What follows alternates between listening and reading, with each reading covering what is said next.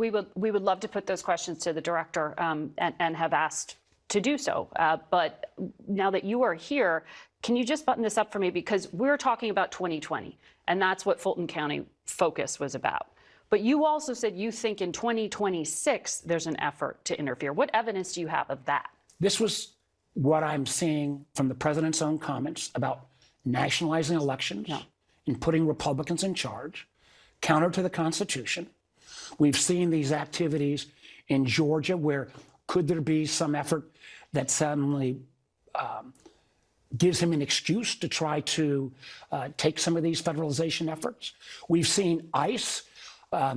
We focused a lot of this activity on ICE in terms of their going rogue in Minneapolis. But there is a very real threat without reforms at ICE that you could have ICE patrols around polling stations. And people would say, well, why would that matter if you're all American citizens? Yeah, well, non-citizens cannot vote. Because we've seen ICE discriminate against Latino families. We've seen as well mixed families where someone may be legal and others not. And candidly, you don't need to do a lot to discourage people from voting. And we've more recently seen ICE starting to use technology where they can get information about Americans. Recently, there was an individual in Minnesota that got denied a global entry card to get through TSA quicker because he or she appeared at a protest rally. Do we really want ICE having that information? Is that what you hypothetically?